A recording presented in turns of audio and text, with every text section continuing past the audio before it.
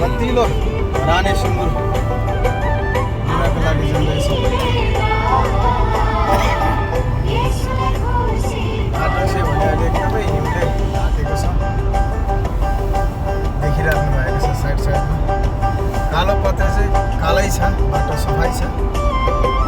खेतहरू भने चाहिँ एकदमै बिजोग भएको छ हिउँले। पनि जाँदैछौँ अनुभवमा। हामी कहाँ आएको रे आमा? हामी कहाँ आएको रे बाबा?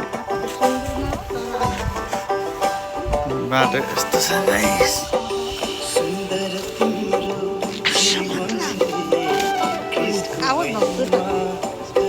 समातै भन्नु